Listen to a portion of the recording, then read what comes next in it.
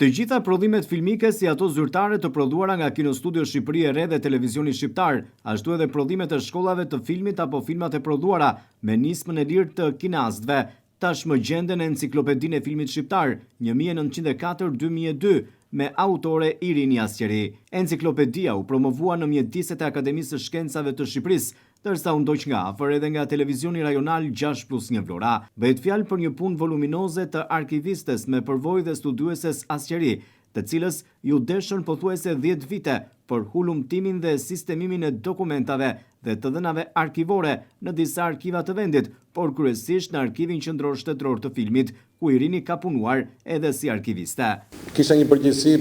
për të paraqitur librin sa më mirë se Irena për na besonte punën 10 vjeçare të saj. Na e bëri shumë të lehtë këtë bashkëpunim, pasi me këmbënguljen e saj ajo ka ardhur çdo ditë gjatë tyre të 3 muajve në shtëpinë tonë botuese në Durrës, ka punuar me të gjithë stafin tonë për 3 muaj rresht, nga mjesi deri se sa ne lëshim punën rreth orës 4:30 dhe e pash që Irena kishte në kokë gjithçka, domethënë që ne duhet ta paraqitshim. Kemi pas ndihmë shumë të madhe në gjithë përpunimin e veprës së saj, domethënë, dhe jemi do përpjekur që t'ja respektojmë të gjitha, pasi Irena jo vetëm që do më tregoj vullnet, po ishte edhe shumë këmbëngulëse te kërkesat e saj. Një titull që të ndjedh dhe të përgatit të futesh në labirintet e panjohura të historisë së filmit shqiptar. Është një libër unik në llojin e vet, me një informacion të ri, të jashtëzakonshëm, falë një pune të vështirë e këmbëngulëse me plot sukses të autores Asqeri. Libri ka disa kapituj që nënvizojnë përmbajtjen e tij shumë interesante. Por unë do të ndalem në atë kapitull ku zonja Asqeri flet për fondin filmik të arkivit të Radio-Televizionit Shqiptar me grupet dhe kodet e referencave,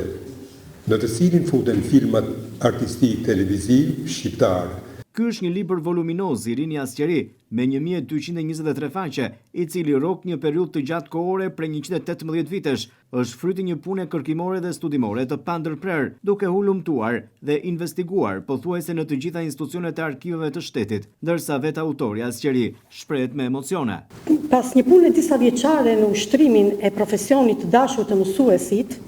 dhe redaktore stenografe pranë kabinetit presidentit të Republikës dhe Këshillit të Lartë Drejtësisë, kisha dëshirë shumë, domethënë, që të punoja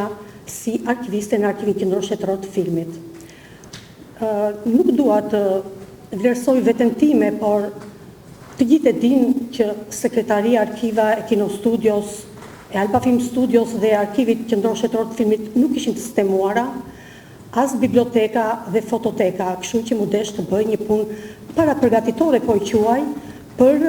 e cila do t'ite bazat e para për realizimin e kësaj enciklopedie. Si fillim shkruajta një film në një gazetë në vitin 2012, kur festoi 65 vjetori i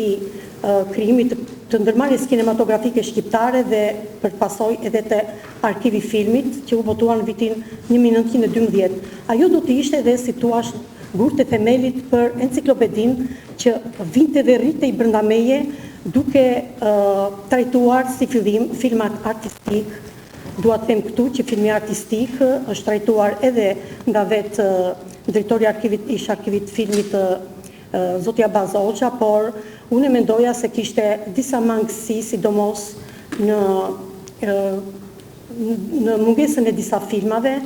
dhe pastaj sigurisht që mbas asaj enciklopedie janë realizuar filmat të tjerë që mendoj se domethënë kishin dhe ata të drejtën të